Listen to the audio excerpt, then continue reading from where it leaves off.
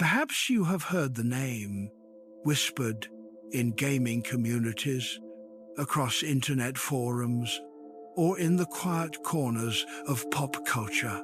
Warhammer 40K.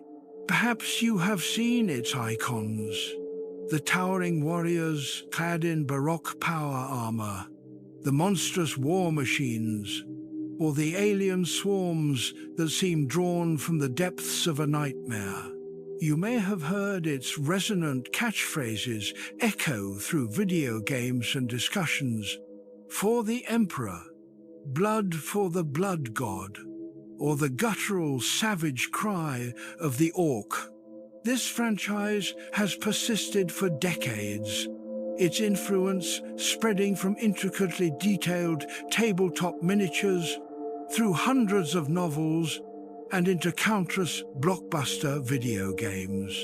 It is, by any measure, a titan of the science fiction genre. But what is Warhammer 40K? Behind all of the detailed models and the bombastic battles, what is the actual story? What is it about this vast, complex, and unforgiving universe that has captivated a legion of devoted fans for decades on end? To answer that question, we must look to the tagline, to the single sentence that has defined this entire universe. It is a phrase that encapsulates everything you truly need to know. In the grim darkness of the far future, there is only war. This is not hyperbole. It is not a pessimistic catchphrase uttered in a moment of despair. It is a simple statement of fact, an almost immutable law of physics in a universe that has long forgotten the meaning of peace. This video will serve as your guide to understanding that truth. Together, we will journey to the 41st millennium, a future where humanity has reached the stars, only to find itself trapped in an unending nightmare. We will explore the Imperium of Man, the cruelest and most brutal regime imaginable, and learn why it was forced to become so. We will look upon its enemies, the ruinous powers of chaos from another dimension, ancient alien races with unknowable agendas, and relentless predators from the void between galaxies. This is a universe with no good men, only worse choices. A place where sacrifice is currency and hope is the ultimate heresy. If you are ready, let us begin. Let us look upon the stage where the galaxy's greatest and most tragic play unfolds.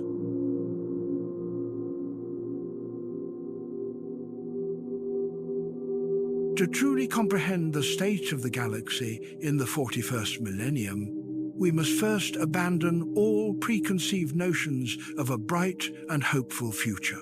This is not the destiny promised in optimistic tales of science fiction, where humanity overcomes its petty squabbles to achieve a higher state of consciousness.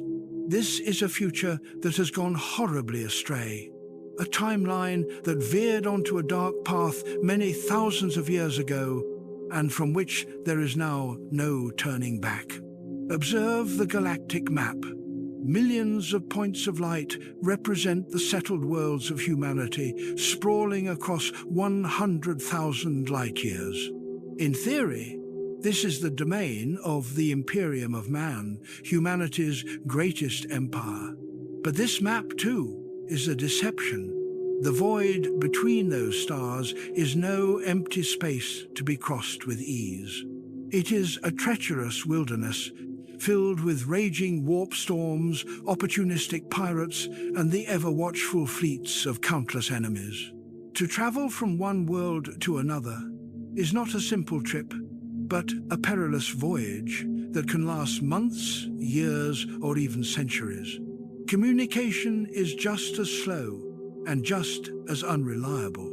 A distress call from a world under attack might take hundreds of years to reach those who could help, and by the time a relief fleet finally arrives, they may find nothing but a world long dead. This is the first great paradox of this galaxy, an empire so vast that it cannot possibly govern itself. It is too large, too scattered, and too fundamentally disconnected.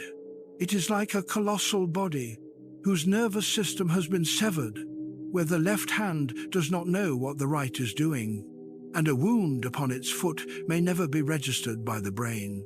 And from this profound isolation, another, more insidious truth has taken root: the decay of knowledge. The humanity of the 41st millennium are not innovators or inventors. They are curators of a vast and glorious museum, a museum filled with magnificent technologies they no longer truly understand. They can construct starships miles in length, capable of leveling continents, but they do so by rote, following ancient blueprints that are treated as holy, unalterable scripture. Every manufacturing process is a religious ritual. Every act of maintenance is a prayer. They fear changing a single bolt, lest it offend the machine spirit believed to reside within every piece of technology. Imagine a world where engineers are priests, and where technical manuals are chanted like hymns.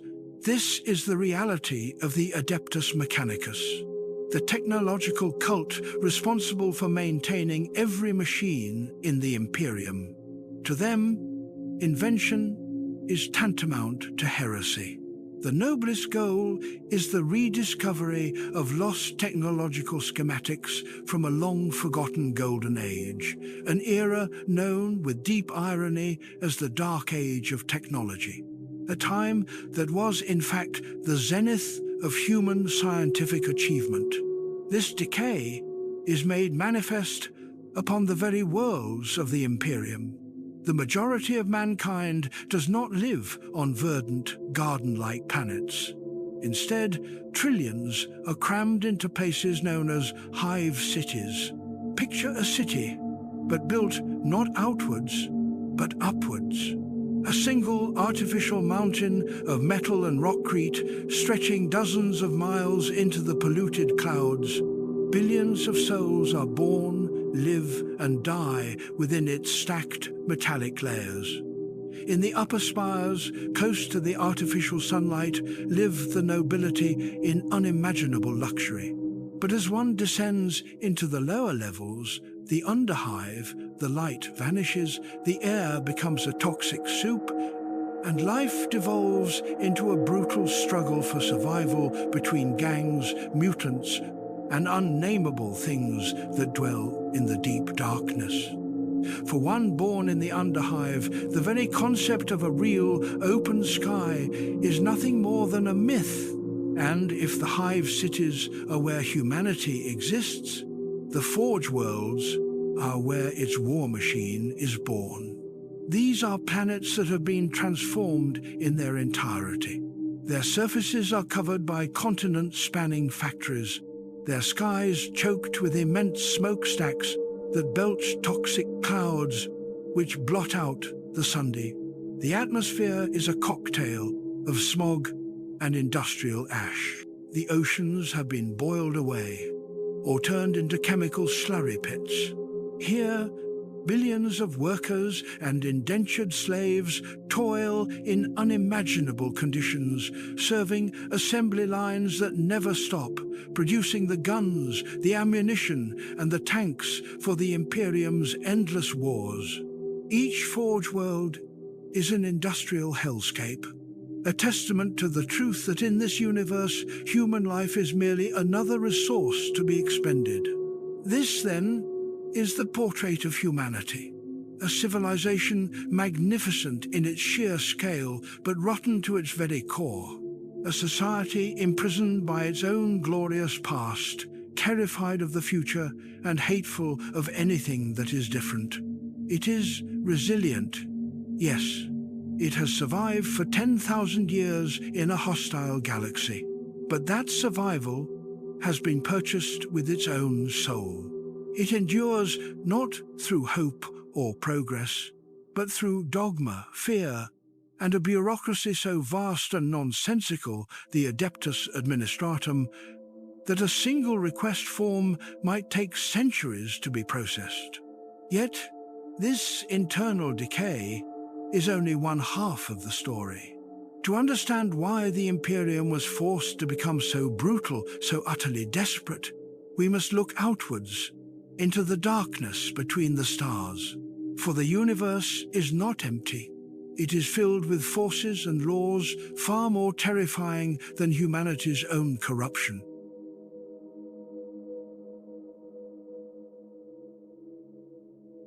And the most terrifying of these laws, the foundation upon which all tragedy in this universe is built, is the existence of a parallel dimension, an unseen world that lies just beneath the skin of our own reality.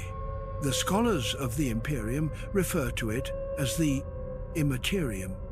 Others know it by an older, more dreaded name, the Warp.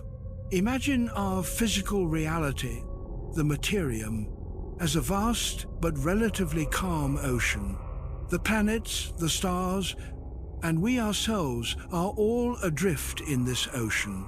But beneath its surface, another ocean rages, a subterranean world of pure energy. The Warp is not empty space. It is a chaotic sea composed of the thoughts, emotions, and souls of every living thing in the physical universe. Every spark of hope, every surge of rage, every pang of despair felt by trillions upon trillions of beings does not simply vanish. Instead, it bleeds into the Warp, creating psychic currents, storms, and tides of raw emotional energy. For humanity and most other races, the Warp is both a necessity and a curse. It is the only means of achieving faster-than-light interstellar travel. Starships do not truly fly through physical space. Instead, they dive into the Warp, where the laws of physics cease to exist, allowing them to cross unimaginable distances in a fraction of the time. But this journey is an exceptionally dangerous one. The ocean of the Warp is not peaceful. It is a realm of pure chaos, a living nightmare. An unprotected vessel would be torn apart by energy storms, its crew driven insane by the demonic whispers that echo in the mind.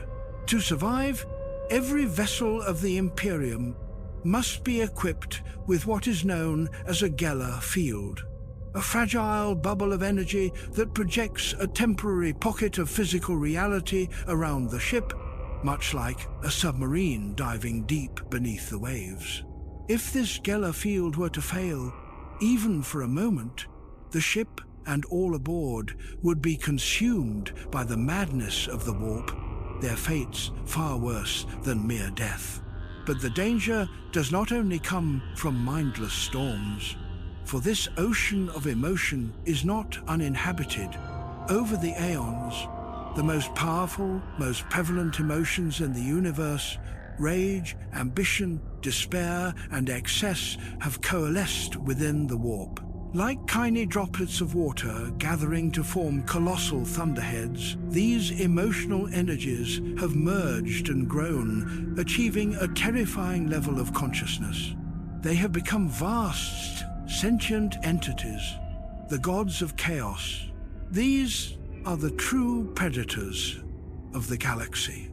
They are not gods to be prayed to for blessings. They are emotional black holes, entities of insatiable appetite that know only consumption and corruption. They look upon the material universe as both a larder and a playground. They whisper into the minds of the weak, promising power, knowledge, and freedom from pain. But the price is always one's soul. Their influence is a psychic cancer, spreading through secret cults, heretical prophets, and ambitious leaders, rotting worlds from the inside out. Furthermore, The warp is home to its native denizens, the creatures known as daemons. These are beings made from the very essence of the warp and its gods. They are living nightmares, entities of pure energy who can, at times, tear through the veil between worlds to spread terror and death. And now, the portrait of the Imperium's brutality begins to come into focus. Its extreme dogma, its hatred for anything different, its iron-fisted control over all forms of thought. This is not a choice, but a desperate defense mechanism. In a universe where a stray thought can open a doorway to hell inside one's own mind, ignorance is not bliss. It is a shield. Superstition is not a weakness. It is a suit of armor. This, then, is the environment in which humanity must endure. A cold and hostile physical universe, and beneath it, an ocean of madness, forever seeking to flood in. Everything in this galaxy, from the societal structure of the Imperium to the very nature of its wars, is shaped by this terrifying duality. We have seen the stage, and we have learned the fundamental rules. Now it is time to observe the creatures struggling for survival within this brutal ecosystem. And we shall begin with the most numerous, the most tenacious, and perhaps the most tragic of them all, humanity itself.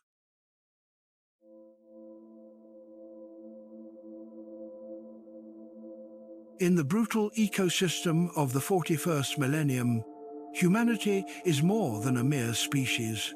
It is a geological force, a phenomenon that has spread across the galaxy, and the manifestation of that force is the Imperium of Man. To understand the Imperium, one must accept a fundamental paradox. It is at once humanity's greatest protector and the monster that has consumed its humanity. It is a vast shield, protecting trillions upon trillions of souls from the unimaginable horrors of the universe. But it is also an iron cage, where freedom, creativity, and compassion were long ago extinguished in the name of survival. Every analysis of the Imperium must begin with this duality. It is a brutal regime, but perhaps in a universe that is infinitely more brutal, it is the only kind that can endure. And at the heart of this colossal empire, both geographically and spiritually, lies Holy Terra, the Earth, the cradle of mankind. And upon Terra, within the vast imperial palace, sits the golden throne. Upon this intricate life support machine, the God Emperor of mankind has sat, unmoving, for 10,000 years. He is no longer alive in any conventional sense of the word. His body is a desiccated corpse, sustained by an arcane and impossibly complex system. But his mind is not at rest. It is a psychic storm of immeasurable power, a blazing beacon in the warp known as the Astronomicon. This light is the guide by which the ships of the Imperium navigate the chaotic ocean of the Immaterium.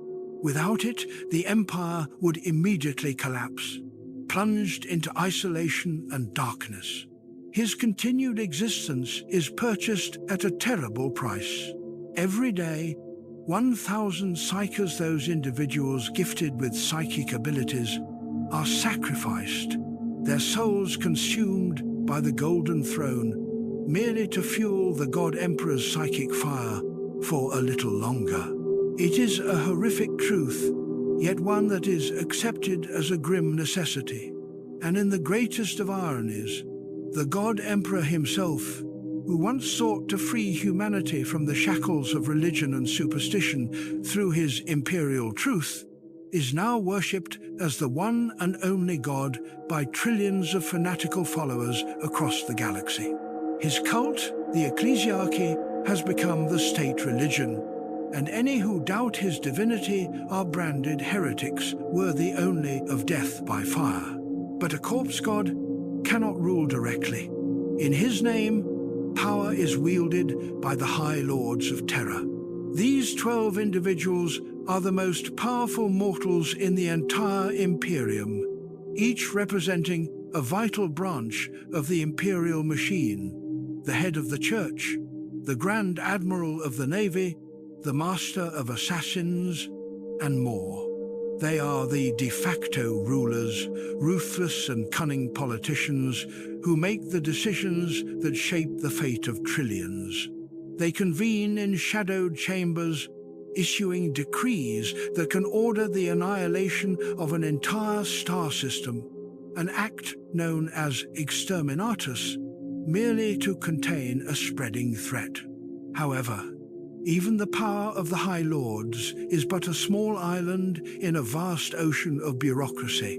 The agency that truly runs the Imperium, the entity that touches the daily lives of every citizen, is something far more impersonal and far more terrifying: the Adeptus Administratum. This is the administrative body of the Imperium, and it is the largest, most complex, and most inefficient bureaucracy ever conceived. Trillions of clerks, scribes, and petty officials toil in continent-sized office towers, processing an unimaginable weight of parchment and data slates. They are the nervous system of the Empire, but one that is riddled with arthritis and sclerosis. Imagine a world under attack by Orks. The planetary governor sends a request for aid. That request, written on vellum and sealed with wax, begins a journey. It may take decades to cross the warp and reach the nearest administrative world. There, it will be duplicated into hundreds of copies, stamped with thousands of different seals and filed away in archives the size of cities. It will be passed from one department to another, each transfer taking several more years. Finally, perhaps after 1 or 2 centuries, that request might land on the desk of someone with authority, and if the planet is truly fortunate, a relief fleet may be dispatched. By that time, of course, the original planet may have been an orc-infested ruin for 100 years. This is not a malfunction. This is how the system operates. To the administratum, people, worlds, and wars are merely numbers on a grand balance sheet. They collect the tithe from every world's soldiers for the Astra Militarum, goods for other worlds, and psychers for the Golden Throne. They operate with the slowness of a geological force. They are not evil. They are simply indifferent. They are a mindless machine built of human parts, a testament to the fact that the absurdity and horror of the 40K universe comes not just from daemons and aliens, but from the very nature of a society that has grown too large to comprehend itself. This, then, is the brain and the nervous system of the Imperium: a dying god, a council of schemers, and a colossal bureaucracy that can crush worlds under the weight of its paperwork. But an empire cannot survive on edicts and scripture alone. It needs a fist. It needs soldiers willing to die for it. And the Imperium has many, many soldiers.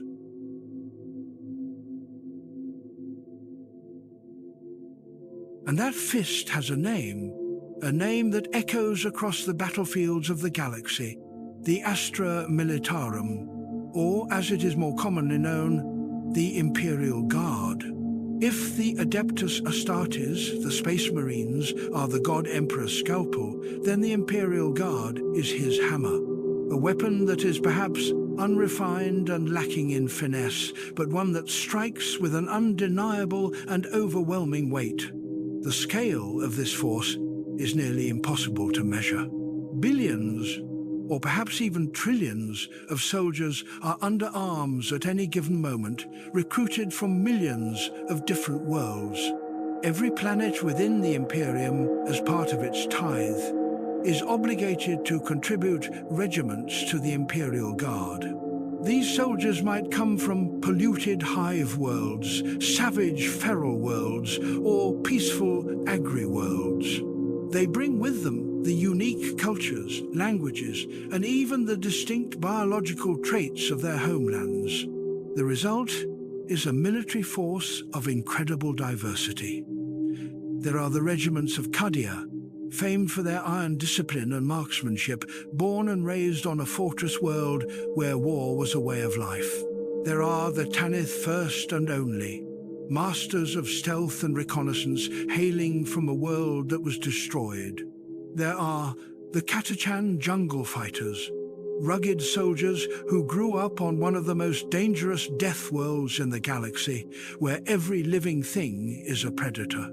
And there are the Death Corps of Krieg, emotionless soldiers from a world ravaged by nuclear war who seek only redemption through death in battle.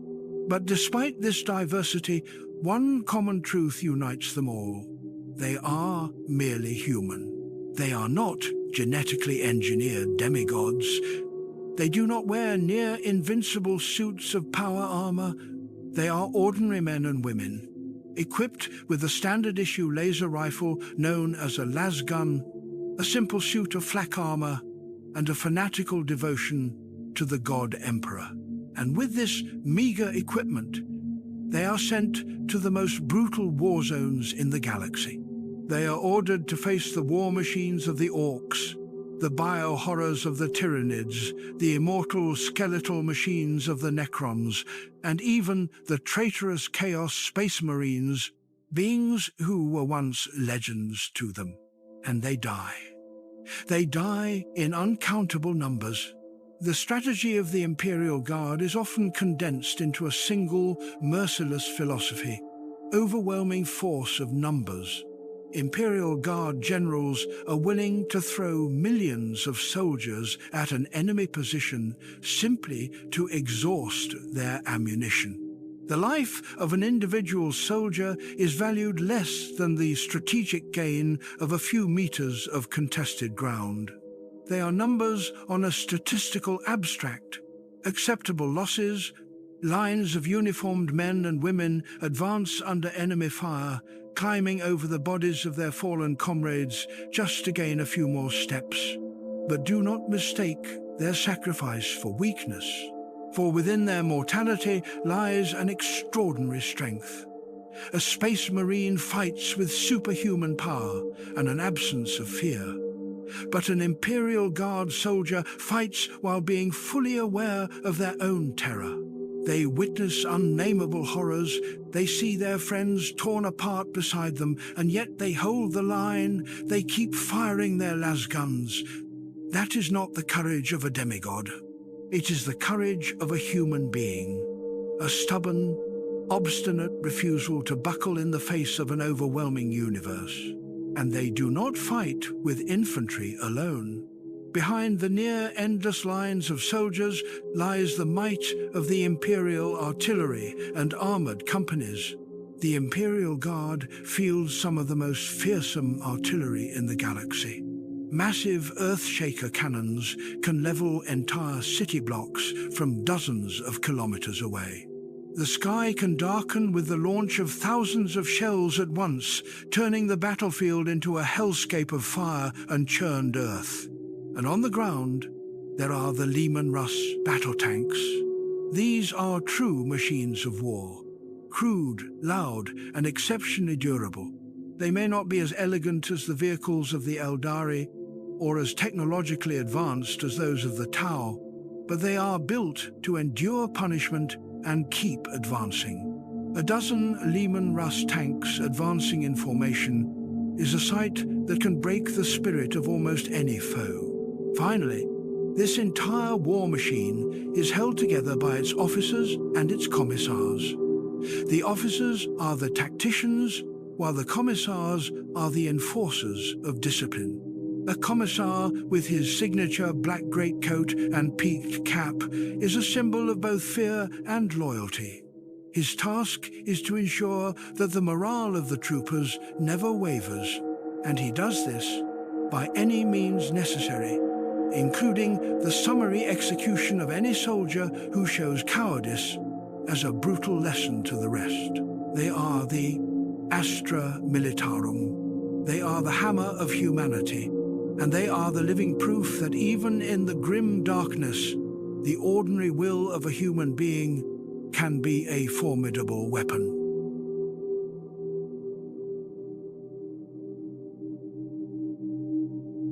If the Astra Militarum is the great hammer of humanity forged from the iron will of billions of ordinary men, then the Imperium possesses another weapon, a weapon that is sharper, faster, and infinitely more terrifying.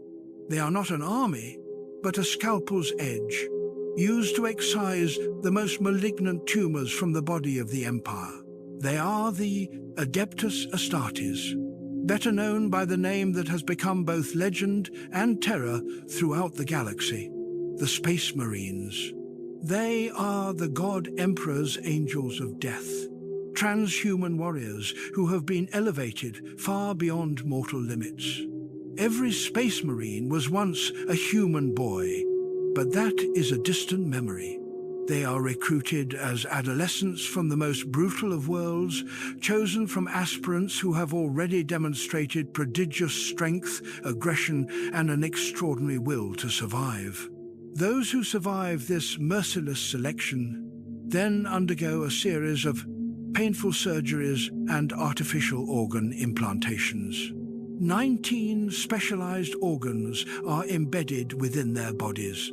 A second heart, a third lung that can filter toxins from the air, an organ that allows them to absorb memory by consuming the brain of an enemy. Their bones are laced with ceramite, making them nearly unbreakable. Their blood is engineered to clot almost instantly. They can spit a corrosive acid. They can enter a state of suspended animation to survive mortal wounds. And perhaps most importantly, their capacity for fear is biologically scoured away, replaced by a cold loyalty and an absolute focus on their mission. When the transformation is complete, they are no longer human.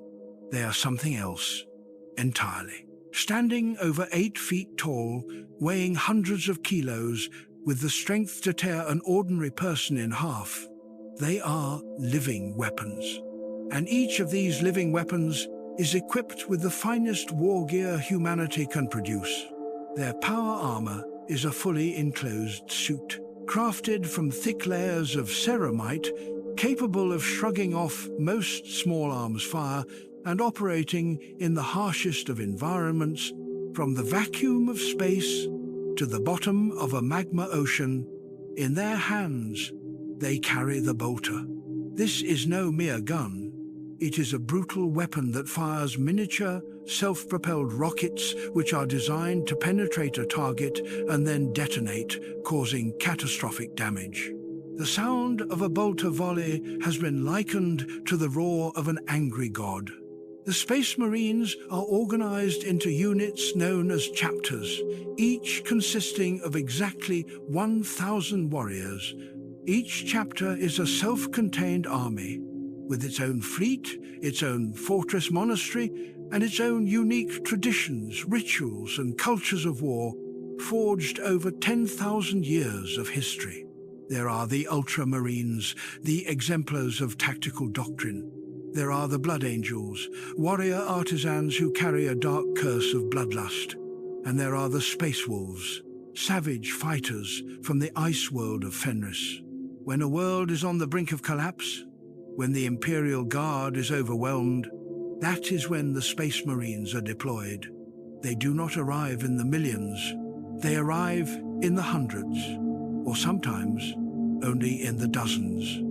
They descend from orbit in drop pods like metallic meteors, plunging directly into the heart of the battle. To a desperate Imperial Guard soldier, the sight of a Space Marine emerging from the fire and smoke is akin to a warrior saint from mythology stepping into reality. They are a symbol of hope, the embodiment of the Imperium's might. But Like everything else in this universe, there is a darker truth that lies beneath this legendary surface. The Space Marines, though created to protect humanity, are no longer truly a part of it. They live a life of nothing but war. They have no families, no personal lives. They are warrior monks. Their existence a long cycle of prayer, training, and brutal combat. They view ordinary humanity with a detached distance. They are the shepherds, and humanity is the flock that must be protected, but the shepherd is never truly a part of the flock. Their very existence is also a constant reminder of the greatest betrayal in the history of the Imperium. For once, their numbers were not in the thousands, but in the millions. They were organized into 20 great legions, each commanded by a primarch, a demigod son created from the genes of the god emperor himself. But half of those legions betrayed their oaths during the Horus heresy, turning to the ruinous powers of chaos and nearly destroying the Imperium. Since that dark time, the chapters have been kept at the strict size of 1,000 to ensure that no single commander can ever wield such devastating power again. They are the spear of the Imperium, but they are also a double-edged sword. They are its greatest champions, but their loyalty is to their chapter and their god emperor, not always to the ordinary citizens they are charged to protect. They might save a city from a Xenos invasion, but they might also level that same city if they believe it has been tainted by heresy. They are the embodiment of the Imperium's tragedy. In order to create guardians strong enough to fight the horrors of the galaxy, humanity had to sacrifice the very humanity within them. They are heroes, but they are also monsters. And in the 41st millennium, the line between the two is often terrifyingly thin.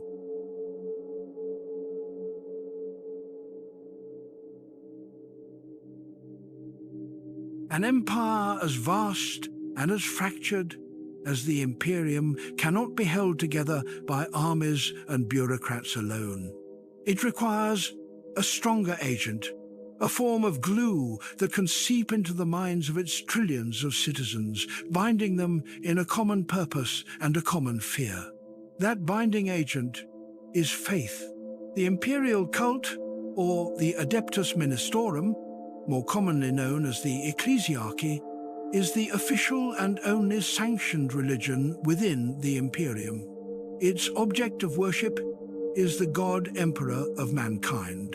Every day, on millions of worlds, the voices of priests echo from colossal Gothic cathedrals, preaching of the God Emperor's divinity, his sacrifice, and humanity's sacred duty to serve him. For the average imperial citizen, this faith is not a choice. It is the air they breathe.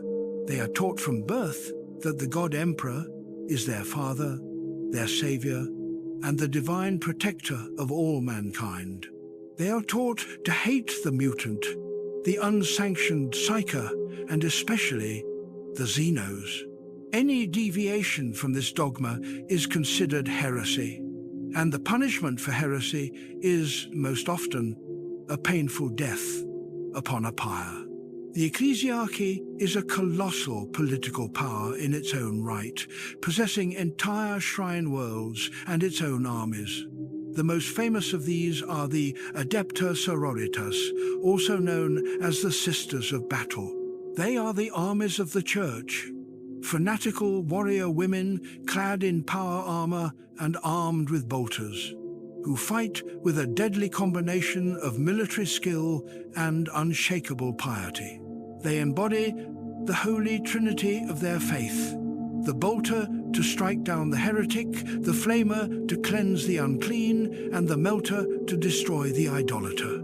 This faith, for all its brutality and intolerance, is what gives the Imperium its strength. It gives the common Imperial Guard soldier the courage to face unimaginable horrors.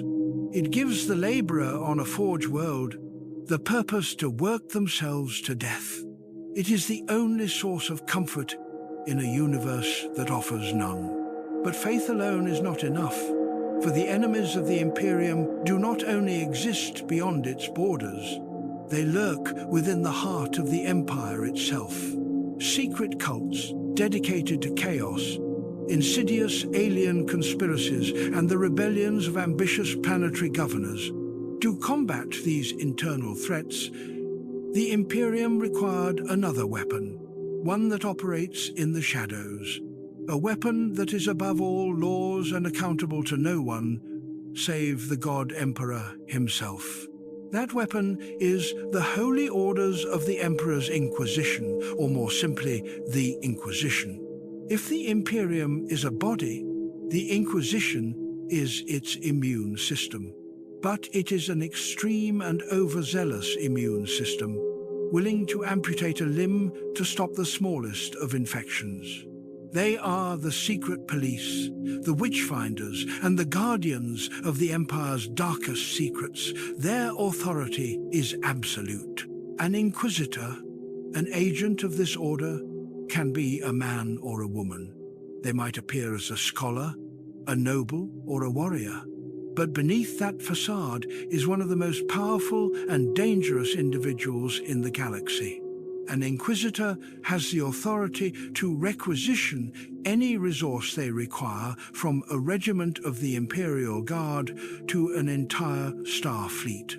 They can order the arrest, torture, and execution of anyone, up to and including a planetary governor or a fleet admiral, based on suspicion alone. Their iconic sigil, the letter I, is a symbol of ultimate power and ultimate fear.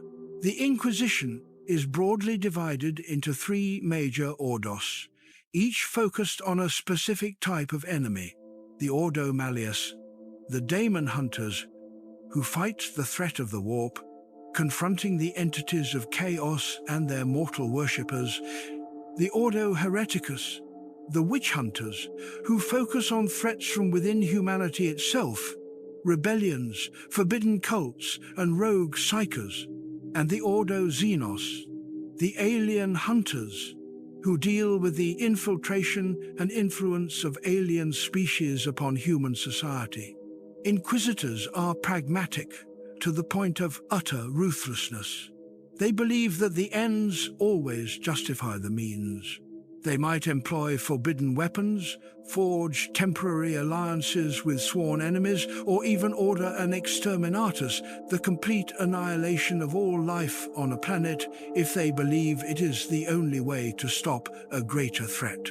Billions of innocent lives can be sacrificed for the stability of the Empire. To an Inquisitor, it is better that 1 million innocents die than a single heretic be allowed to escape. These, then, are the twin pillars that have held humanity's decaying fortress together for 10,000 years: faith and fear. On one hand, the fervent sermons of the priests, promising salvation through service and sacrifice. On the other, the silent shadow of the Inquisition, ever present, ever watchful, ready to purge any sign of weakness or betrayal.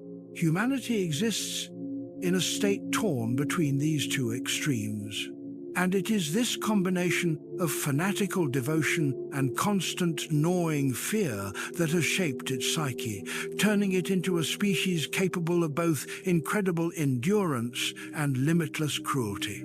We now understand the Imperium of Man, but to complete the picture, we must look to its greatest enemy, not a Xenos empire, but a foe that is a dark reflection of humanity's own soul.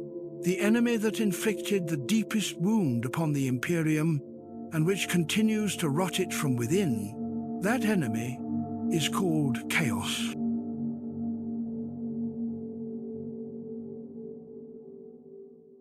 To understand the great enemy, we cannot look merely at its armies. We must look to its very nature. Chaos is not an empire to be conquered or an army to be defeated on the field of battle. It is an idea, a sickness of the soul. It is a promise, whispered in the darkest corners of the mind. It promises freedom to those who feel oppressed, strength to the weak, knowledge to the curious. But the gifts of chaos always come with a price. It is a devil's bargain, where freedom becomes anarchy, strength becomes grotesque mutation, and knowledge becomes madness. It does not conquer by force, but by seduction. It seeks the smallest cracks in the will of a person, a planet, or an entire empire, and into them it plants the seeds of corruption. And the origins of this force are as ancient as life in the galaxy itself. In the formless chaos of the warp since the dawn of the universe, as the first sentient races began to feel and to fight, their most powerful emotions began to coalesce. The endless rage and lust for slaughter gave birth to Khorne, the blood god. The desire for change, for schemes and magic, created Tzeentch, the changer of ways. And the fear of death, the despair of disease and decay, gave rise to Nurgle, the Lord of Pestilence. For millions of years, these three powers were the primary players in the great game of chaos. But for a long time, there was one race that seemed immune to their temptations: the Aeldari. They were an ancient and powerful empire, elven-like beings with lifespans of millennia and extraordinary psychic potential. They had once dominated the galaxy, their technology far beyond anything humanity could dream of. They had defeated mighty foes, and in their complacency, they believed they had conquered everything, including the very nature of the universe. With no more wars to fight and no more challenges to overcome, the Aeldari Empire began a new journey, a journey into self-indulgence. With their near-endless lifespans and psychic ability to manifest their every whim, they dedicated themselves to a path of excess. They pursued every sensation, every stimulus, pushing the boundaries of art, pleasure, and cruelty to unimaginable extremes.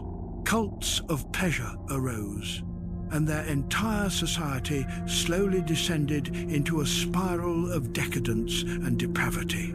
Every act of excess, every heightened emotion felt by trillions of Aeldari created a ripple in the warp, and those ripples, over thousands of years, began to gather. A new consciousness was slowly forming in the warp, fed by the corruption of the Aeldari Empire.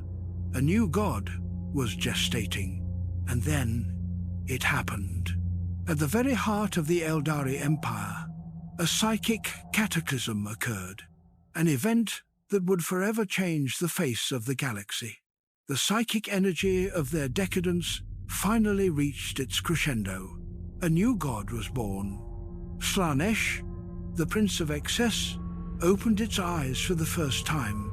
The birth of Slaanesh was not a quiet event. It was a psychic detonation, a scream that echoed across the entire galaxy. That psychic shriek tore a massive hole in the fabric between reality and the warp, a permanent wound upon the universe, a gaping maw from which raw warp energy could pour freely into the material world. This wound is known as the Eye of Terror. Simultaneously, that birth scream washed over the entire Aeldari Empire. Trillions of Aeldari died instantly, their souls ripped from their bodies and consumed by the nascent god they themselves had created. The heart of the Aeldari Empire was simply erased in a single moment, leaving behind a chaotic region of space and dead worlds. This event, known as the Fall, marked the end of the Aeldari Empire. and the completion of the pantheon of the four Chaos gods. With the birth of the fourth god, the balance of power in the warp had shifted. Now, at their full strength, the four gods of Chaos began to turn their attention to the young, ambitious, and psychically potent race that was rising in the galaxy, humanity. And they found the perfect doorway into mankind's history through the greatest betrayal the galaxy would ever know. That was the Horus Heresy. And it is the story of how humanity's greatest warriors, the Space Marines, fell from grace.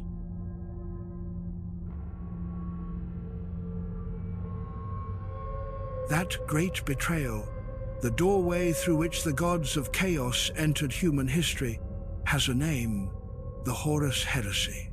To understand the most fearsome warriors of Chaos, we must travel back 10,000 years to the glorious era of the Great Crusade. It was an age of optimism and conquest. The God Emperor still walked among his sons, and at his side were his 20 demigod children, the Primarchs, each commanding a mighty Space Marine legion. They were humanity's greatest heroes, the symbols of a unified future. But it was in that glory that the seeds of damnation were sown. Pride, jealousy, and ambition crept into the hearts of the Primarchs, and the gods of Chaos, the masters of seduction, saw their opportunity. They whispered into the ear of Horus Lupercal, the most beloved of the Primarchs, the appointed war master of all the legions, promising him a galaxy where he would be master, not servant. They fanned the flames of his pride, twisting his love for his brothers into suspicion and bitterness. And Horus fell. He convinced half of his Primarch brothers to turn against the God Emperor. A brutal, galaxy-spanning civil war erupted. Brother turned against brother. Worlds that had been liberated in the Great Crusade were now consumed by fire. It was a wound so deep that the Imperium would never truly heal. The war culminated in the Siege of Terror, where Horus came close to ultimate victory. But in the end, he was struck down by the God Emperor, though it cost the Emperor his mortal life, condemning him to the Golden Throne. After the death of Horus, the traitor legions, now known as the Heretic Astartes or Chaos Space Marines, were forced to flee. They retreated into the Eye of Terror, the gateway to chaos that the birth of Slaanesh had created. And there, for 10,000 years, they have continued their war. This is the Long War. The Chaos Space Marines of the 41st Millennium are not the noble warriors they once were. 10,000 years of existence in a dimension of pure madness has changed them. Their bodies have been warped and mutated, their power armor fused to their flesh. They are blessed with foul gifts from their patron gods, phenomenal strength and immortality, but at the cost of their sanity and their souls. They are no longer unified legions, but countless war bands, each following a brutal champion, raiding and spreading terror across the Imperium. They are a twisted, bitter reflection of their loyalist counterparts. They possess the same superhuman power, the same tactical genius, but it is now fueled by hatred, bitterness, and devotion to the dark gods. They are the greatest single threat to the Imperium because they understand it better than any other foe. They know its weaknesses because they were once a part of it. But the Chaos Space Marines are not the only denizens of the realm of chaos. Alongside these fallen mortal warriors are the entities born of the warp itself, the demons. These are the true soldiers of the Chaos gods. They are not creatures of flesh and blood, but constructs of raw psychic energy, the living embodiments of nightmares. A daemon of Khorne is the personification of slaughter. A daemon of Nurgle is the personification of disease. They cannot exist for long in the material universe, as our reality is like a toxic environment to them. However, in places where the veil between worlds grows thin near the Eye of Terror, on a blood-soaked battlefield, or within a site of heretical rituals, they can tear through reality and spill forth. Their very presence defies the laws of physics. They are nightmares given life, and to face one can drive even the most courageous soldier to insanity. And yet, perhaps the most insidious weapon in the arsenal of chaos is not a superhuman warrior or a demon from hell. The most insidious weapon is a whisper. On millions of worlds across the Imperium, countless souls live in desperation. Exploited laborers, bored nobles, abandoned soldiers, or scholars seeking forbidden knowledge. To these people, the Imperium is not a protector, but a prison. And it is in these desperate souls that the whisper of chaos finds fertile ground. These are the cultists, the mortal followers of chaos. They are the cancer within. They hide in plain sight, concealing their dark faith behind masks of normality. They can be anyone: an ambitious planetary governor seeking power, a bitter guardsman seeking revenge on his officer, or an underhive citizen who simply wants a better life. Chaos promises them everything they desire, and slowly these individuals form secret cults, performing vile rituals in the darkness, spreading heretical ideologies and weakening a world from within. When the time is right, they will rise up, sparking civil wars, sabotaging defenses, and preparing the way for the arrival of their true masters, the Chaos Space Marines and the Daemons. This is the true strength of chaos. It is a multifaceted enemy. It attacks from without with its fleets of fallen demigods. It attacks from another dimension with its nightmarish legions. And it attacks from within, turning the most loyal citizens into the most dangerous of foes. It is a war fought not just on the battlefield, but for the very soul of humanity itself.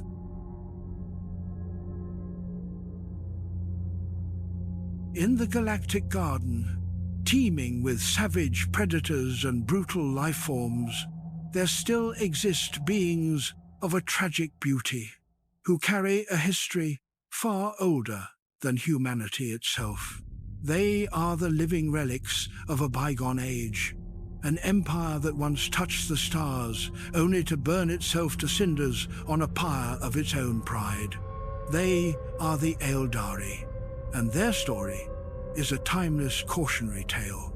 Long before the first human left Terra, the Aeldari were the masters of the galaxy. They are an elven-like people, slender and graceful, with lifespans that stretch for millennia and a potent innate psychic ability that allows them to shape reality with their thoughts. Their empire was a marvel of art and technology, with cities made of psycho-reactive wraithbone and starships that moved through the dimensions with effortless grace. They had reached a zenith that no other race could match, and it was from that zenith that they fell. As we have learned, with no more enemies to conquer, the Aeldari Empire turned inwards, seeking fulfillment in excess. Their civilization descended into a millennia-long ecstasy of pleasure and depravity. The immense psychic energy from this decadence created a new god in the warp, Slaanesh, the Prince of Excess. This god's birth triggered the Fall, a psychic apocalypse that obliterated the heart of the Aeldari Empire and tore open the Eye of Terror in the galactic map. Trillions of Aeldari perished, their souls consumed, but not all were destroyed. A scant few survived those who had foreseen the doom to come, or those who were fortunate enough to be far from the epicenter of the psychic blast. And these survivors, burdened by the weight of extinction and the horror of a god that forever hungers for their souls, had to choose a new path to survive. From the ashes of one empire, 3 distinct factions were born, each a different answer to their people's tragedy. First, and most numerous, are the inhabitants of the craft worlds. These are not planets, but colossal world ships the size of continents, built thousands of years before the fall. These Aeldari had fled the decadence of their empire long before the final cataclysm. Now these craft worlds drift through the silence of space, islands of Aeldari civilization in a hostile universe. To avoid repeating the mistakes of their ancestors, the craft world Aeldari live by a rigid mental discipline known as the Path of the Aeldari. Each Aeldari dedicates their life to mastering a single pursuit at a time: the path of the warrior, the path of the artisan, the path of the seer. By focusing their entire being on a singular purpose, they hope to control their intense emotions and avoid the predatory attention of Slaanesh. But this is a fragile balance. If one walks a path for too long, they can become lost upon it forever, their mind locked into that single role. Their armies, the aspect warriors, are masters of their craft of war. They are fast, precise, and deadly, but their numbers are few, and every Aeldari life lost is an irreplaceable blow to a species teetering on the brink of extinction.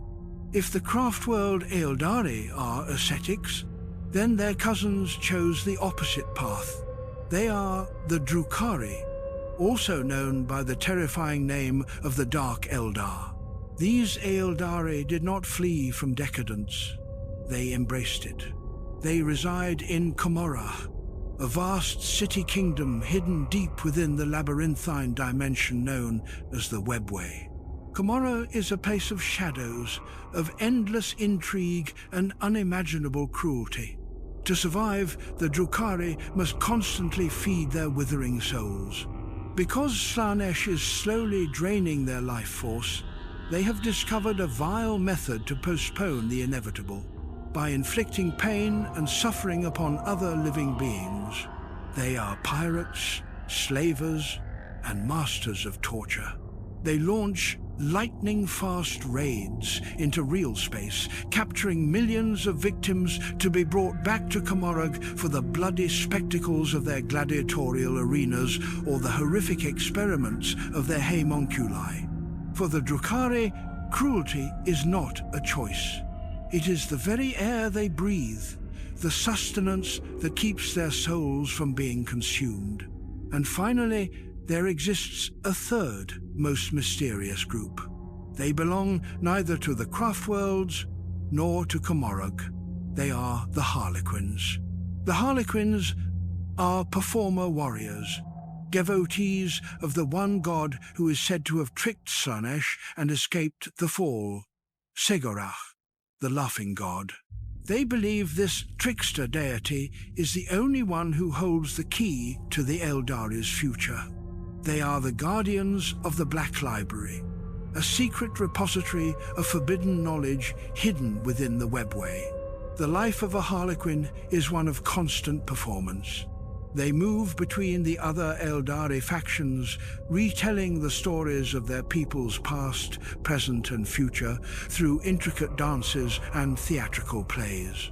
But when war calls, they transform into some of the most lethal warriors in the galaxy. They move across the battlefield with a surreal grace and speed, too fast for the mortal eye to follow. They are an enigma, the bearers of both the Aeldari's hope and their deepest tragedies. 3 factions, 3 answers to a single catastrophe.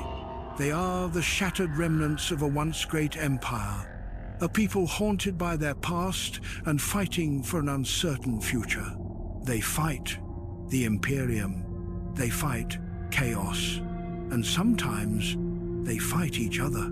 They are a testament to the fact that even the brightest stars can eventually fade.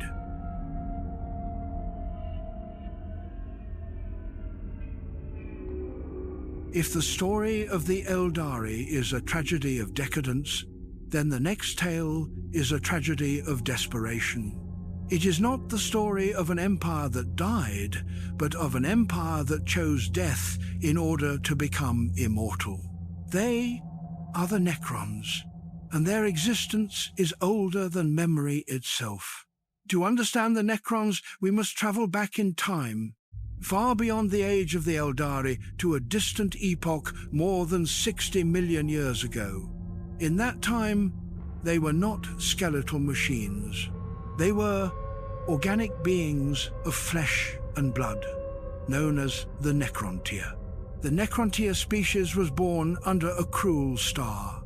Their sun bombarded their homeworld with terrible radiation storms, making their lives short and racked with disease. They became obsessed with mortality. Their culture was built around tombs and funerary rites, for death came to them all too quickly. Looking to the skies, they saw other races, particularly the Old Ones beings, believed to be the first in the galaxy who lived for millennia and possessed a near-infinite wisdom. The envy of the Necrontyr turned to hatred, and they launched a war against the Old Ones, a war they had no hope of winning. Beaten back and on the verge of extinction, the last king of the Necrontyr, Sarek, sent out a desperate plea into the void, and the void answered. They found entities that were ancient, older even than the Old Ones. These were the Catan, or the Star Gods, beings of pure energy, cosmic deities who had fed upon the stars since the dawn of the universe. The Necrontyr offered these entities bodies of living metal so that they could interact with the physical world. And in return, the Chetan promised to grant the Necrontyr the two things they craved most: unity and immortality. But it was a poisoned promise. The Cetan delivered on their word, but in the most hideous fashion. They offered a process known as biotransference. The entire Necrontyr race, trillions of souls, walked into vast biofurnaces. There, their frail, fleshy bodies were consumed by fire, and their consciousnesses were transferred into new mechanical bodies, forged from the very living metal they had created. They had achieved immortality. But in the process, they had lost the most precious thing of all: their souls. They had become the Necrons, cold, emotionless machines, no longer capable of feeling joy, sorrow, or empathy. Only the highest nobility and the royal court retained a sliver of their memories and personalities, while the vast majority of the populace were reduced to mindless automatons following the commands of their masters. The curse of a short life had been replaced by a far worse curse, an eternity of silence. With their new machine armies and the power of the Catan gods as their allies, the Necrons returned to their war against the Old Ones. This conflict, known as the War in Heaven, was the most devastating the galaxy had ever seen. Entire star systems were extinguished. Species were wiped from existence. But in the end, the Necrons were victorious. The Old Ones were defeated and driven into near extinction. However, in the immediate aftermath of this victory, the Necron king, Sharek, the Silent King, realized his terrible mistake. He saw that his people had become slaves to their voracious Cetan masters. In a final act of rebellion, he led an uprising against his own allies. The Catan, weakened by the war, were shattered into thousands of shards and imprisoned in dimensional tombs. But Sarek knew that the Necron Empire, though victorious, could not long endure. The galaxy was in ruins, and the Aeldari, a race created by the Old Ones to fight them, were now rising to power. And so, he issued one final command. The entire Necron Empire would enter the Great Sleep. On thousands of worlds, they constructed immense subterranean tomb complexes. The robotic legions marched inside, lay down in silent racks, and entered a state of hibernation, set to last for 60 million years. Their plan was simple: to sleep until the younger races like the Aeldari had burned themselves out, and then awaken to reclaim a galaxy that had been swept clean for them. And in the 41st millennium, that time has now come. Across the galaxy, the tomb worlds are awakening, triggered by the clumsy excavations of humanity, by strange stellar alignments, or simply because their long countdown has ended. The ancient reanimation protocols are coming online. The Necron soldiers are rising from their slumber, their metallic frames untouched by the passage of eons. To face a Necron army is to face a logical nightmare. They feel no fear. They know no fatigue. They have no morale to be broken. They advance in an eerie silence, their Gauss weapons stripping away their targets layer by layer of atoms, causing their victims to simply disintegrate. And even when destroyed, their living metal bodies are capable of self-repair, allowing them to rise again and continue the fight. They are the embodiment of a past that refuses to die, a silent dynasty that has returned from oblivion to impose its cold, logical order upon a galaxy they still believe is rightfully theirs. They do not hate the other races, they simply see them as vermin and infestation to be cleansed from their ancestral home.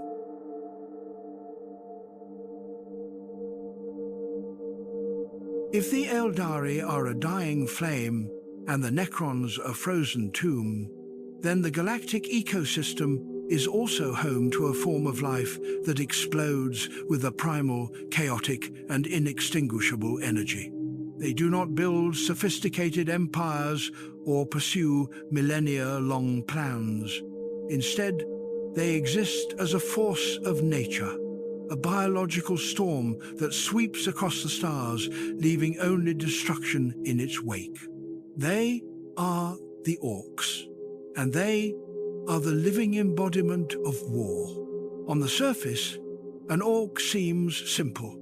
A large, green-skinned, heavily muscled creature with a jutting jaw of tusks and a seemingly uncomplicated intellect. They appear crude, loud, and singularly focused on violence. But to underestimate the Orks based on their appearance is one of the most fatal mistakes a commander can make, for they are one of the most successful, resilient, and widespread life forms in the entire galaxy, perfectly engineered for a single purpose: to fight. The secret to their success lies in a unique and startling biology. Orks do not reproduce in a conventional manner. They are a bizarre fusion of fungus and animal. Throughout its life cycle, an Ork constantly releases invisible spores into the environment. When an Ork is slain on the battlefield, a frequent occurrence, its body decomposes and releases a final, massive burst of spores into the soil. These spores take root, growing into a complete fungal ecosystem, from which new Orks, along with other Orkoid life forms like the small and cowardly Gretchen and the versatile Squigs, are eventually born. This system has two terrifying implications. First, it turns every individual Ork into a seed for a future invasion. Once a single Ork sets foot on a world, it has sown the seeds of that world's eventual downfall. Second, it makes the complete eradication of the Orks almost impossible. Even if the Imperium wins a bloody war and wipes out millions of Orks, A few dormant spores left in the soil can give rise to a new generation decades later, ready for a new fight. They are the weeds of the galaxy. Their psychology is as simple and as brutal as their biology. Orks do not fight for territory, resources, or ideology. They fight because they were born to fight. To an ork, war is the most natural and joyous state of being. A good scrap is the absolute pinnacle of existence.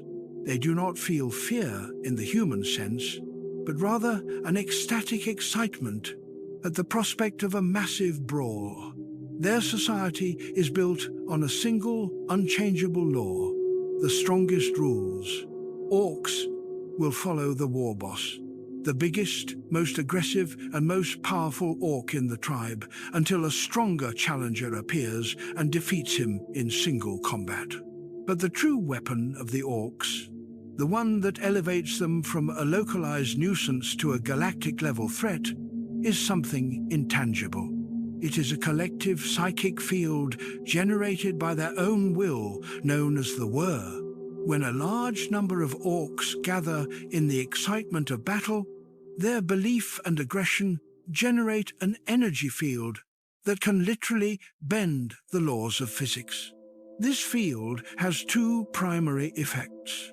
First, it makes the orks themselves stronger, more aggressive, and capable of coordinating instinctively in battle. Second, and more bizarrely, it makes their technology work. Ork technology, or tech, is a ramshackle collection of scrap metal hammered, welded, and bolted together in the crudest possible fashion. An ork gun might look like a series of pipes attached to a metal box. In theory, it should not be able to fire. But it does, because the ork wielding it believes with absolute conviction that it will. Not only that, but if an ork mechanic, their engineers, paints a vehicle red, that vehicle will actually travel faster because all orks know that red ones go faster. The power of their collective belief makes the unreasonable a reality. When a sufficiently powerful and charismatic war boss gathers millions or even billions of orks, a true whir erupts. It is no longer an army. It is a migratory wave of pure violence, a green tide of savage warriors and their ramshackle war machines. They will build crude starships out of asteroids, smash them together, and launch themselves into space, sweeping across star systems in search of only one thing: the next great fight. To face an ork whir is not like facing a conventional army. It is like trying to stop a tsunami of shouting, clanking metal and pure, unadulterated violence. They flood the battlefield with overwhelming numbers, with no complex tactics beyond charging directly at the enemy. They are the personification of anarchy, a brutal cosmic joke. And in a galaxy that knows only war, they seem to be the only species that is truly enjoying it.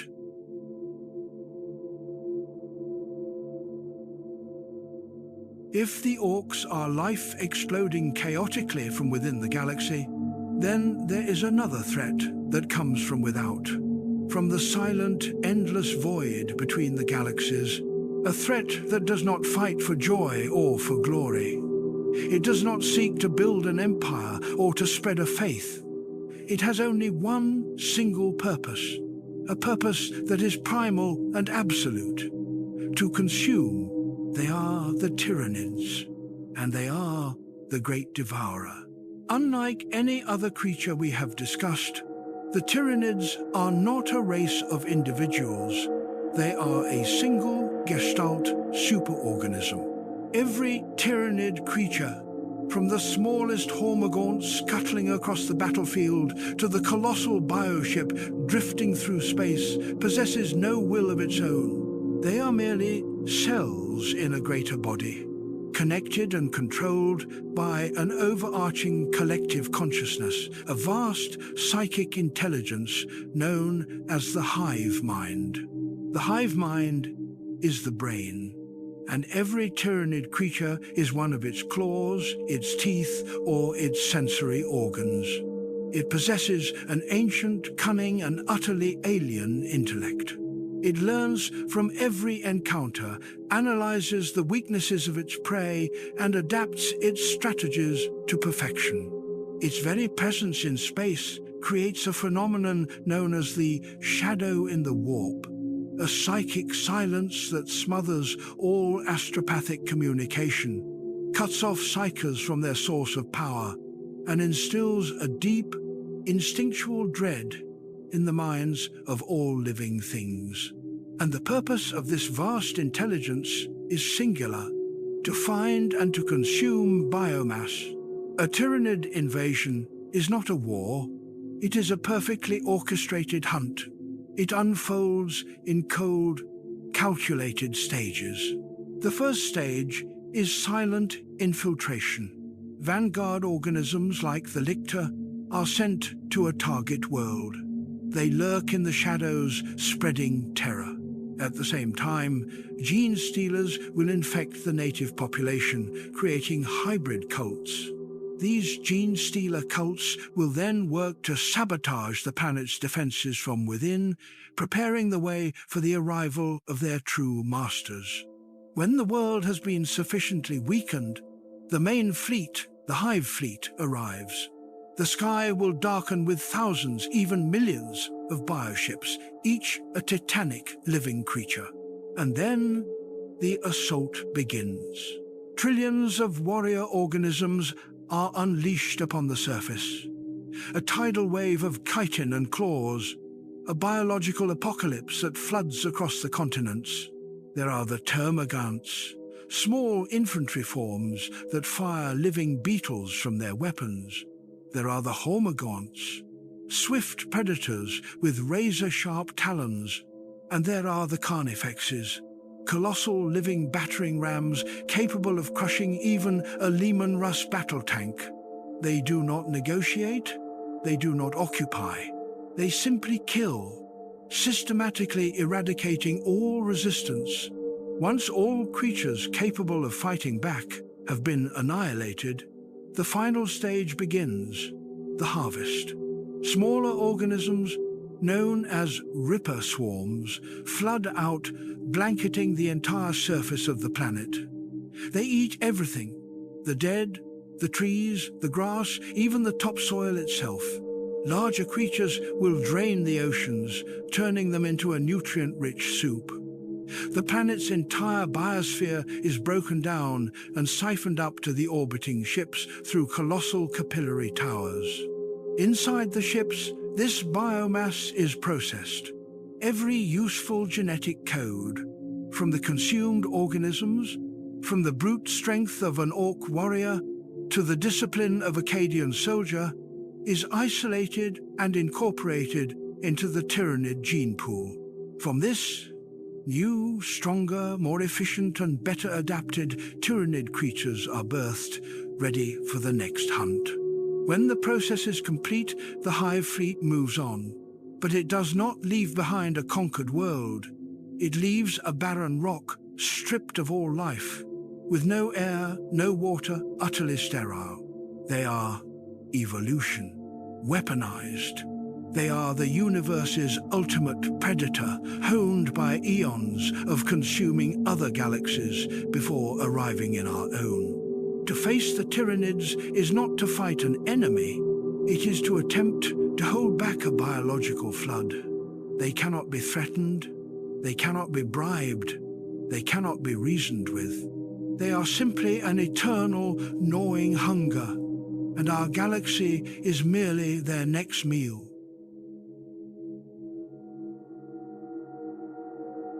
In a galaxy defined by ancient dying empires and primal forces of pure destruction, it would seem there is no room left for anything new. All the rules, it seems, were written in blood and fire millions of years ago. And yet, In a small, remote corner of the galaxy's eastern fringe, a new fire has been lit. A young, dynamic empire, driven by a philosophy almost alien to the rest of the universe. They are the Tau Empire. Compared to the other races, the Tau are newcomers. In the span of just a few short thousand years, a mere blink of an eye in the histories of the Aeldari or Necrons, they have evolved from primitive plains-dwelling tribes into a high-tech interstellar empire. This meteoric rise is attributed to the guidance of the Ethereals, a mysterious ruling caste that appeared and unified the entire Tau race under a single banner. And that banner bears the name of the Devourer, or the greater good. This is the central philosophy, the very soul of Tau society. The Devourer teaches that every individual must place the welfare of the collective above the needs of the self. Every action, every sacrifice must be for the advancement and prosperity of the entire empire.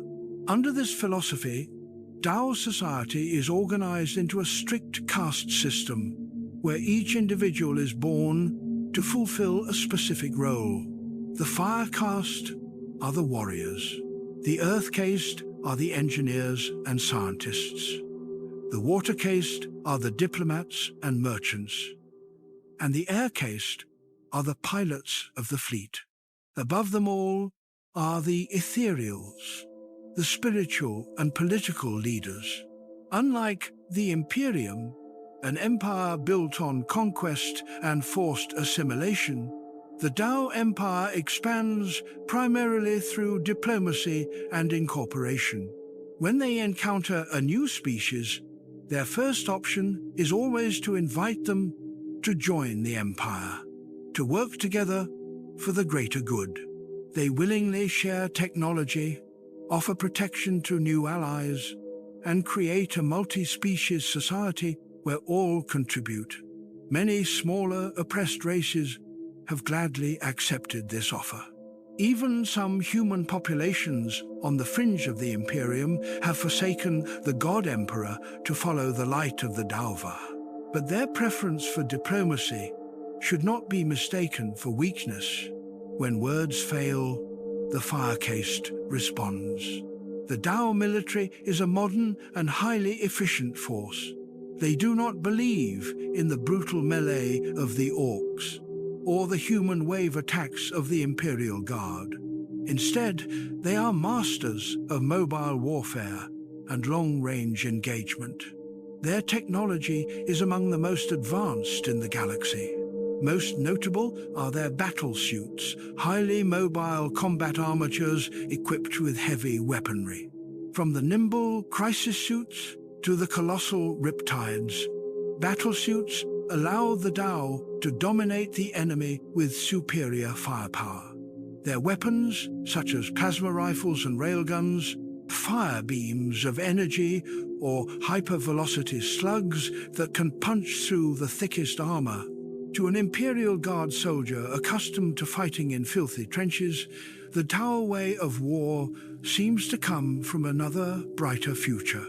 They are a professional, well-equipped army, fighting for a clear and optimistic purpose. In the grim darkness of the 41st millennium, the Tau Empire appears to be a paradox, a young civilization that still believes in progress, cooperation, and a better future. They are a lone spark of hope, a testament that not all paths in this galaxy must lead to ruin and despair. However, their optimism may also be their greatest weakness. The Tau Empire is young. It has not yet truly faced the full scale of the galaxy's horrors. They do not fully comprehend the true nature of chaos. Their own psychic potential is so faint that it has both protected them from temptation and blinded them to the greatest existential threat to all sentient life. They have not yet faced a full-scale Ork Epilogue or the total might of a Tyranid hive fleet. Their philosophy of the greater good while noble on the surface, also hides darker aspect. The control the ethereals exert over the rest of their society is absolute, and there are hints that it may not be entirely voluntary. And when a race refuses to join their empire, the Tao are more than willing to use force to make them accept that greater good. They are a fire in the darkness, but a small and fragile one. Will that fire continue to burn and spread, or will it be extinguished by the ancient storms that have raged in this galaxy for millions of years? Only time will tell. And so, our survey of the major Xenos races comes to a close. From fallen empires to biological catastrophes to hopeful newcomers, each is a different answer to the question of how to survive in a hostile universe.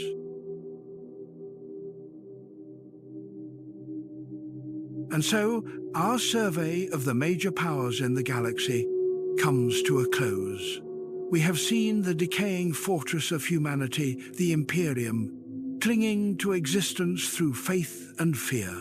We have gazed into the abyss of the warp, where the gods of chaos play their great game using mortal souls as pawns. And we have observed the Xenos races, ancient empires bearing the scars of tragedy and betrayal, biological tides that know only consumption, and a fragile spark of hope at the edge of the darkness.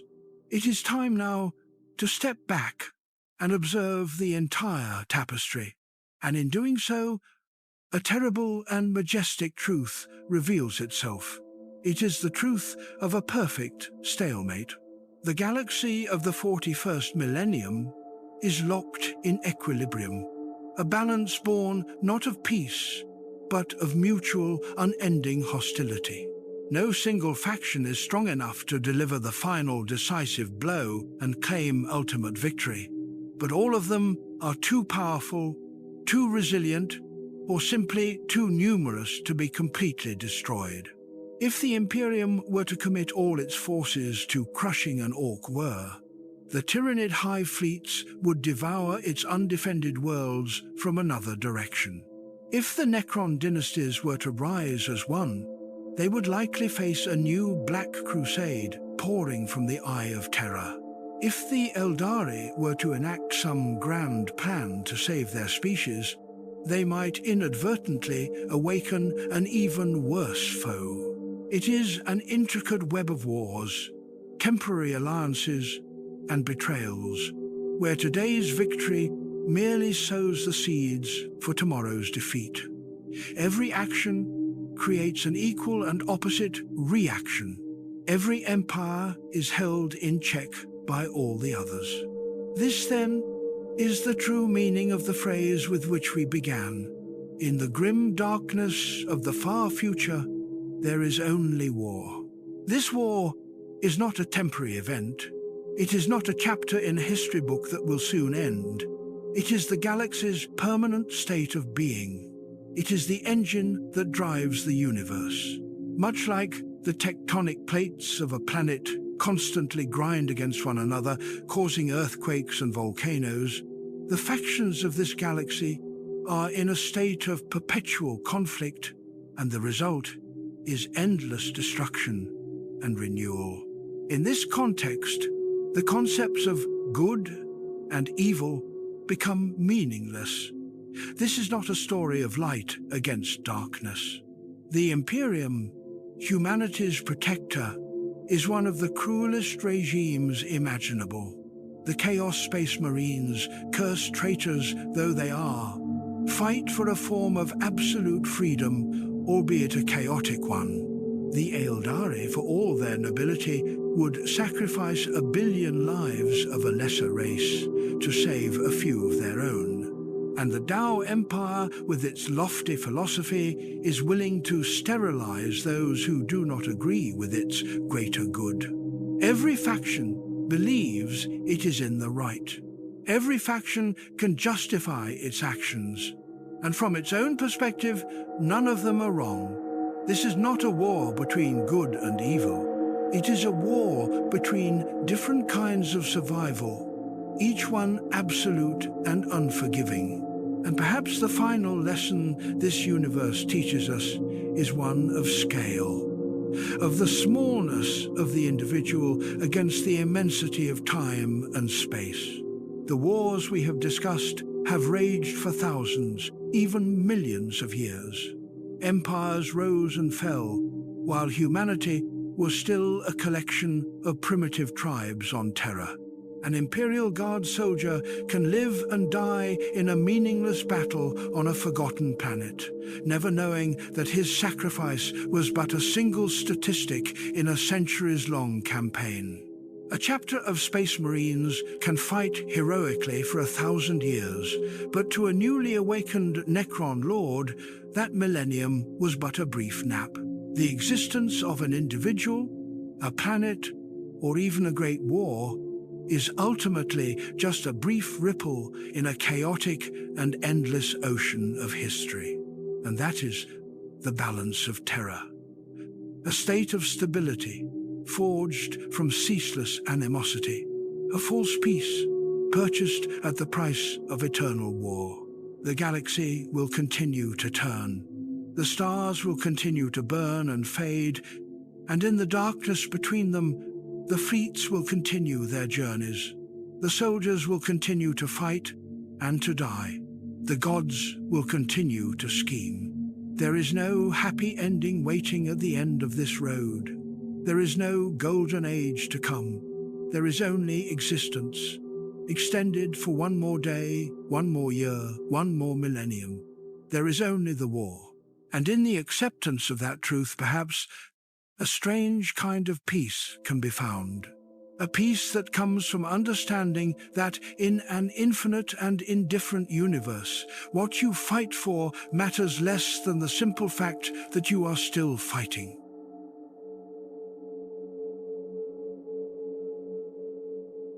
Thank you for spending your time with us, journeying through the grim darkness of the 41st millennium. If this narrative has helped you relax, learn something new, or simply pass the time pleasantly, please consider leaving a like on the video. It truly does help the channel a great deal.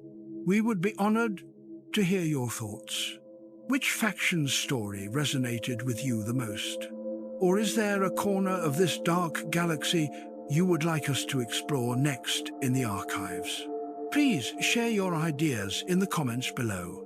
And if you wish to continue our journey into these forgotten tales, consider subscribing to Arcane Narratives and ringing the notification bell to join us on future expeditions. Once again, thank you for your listenership. May these narratives serve you well, whether for deep lore or for a deep sleep.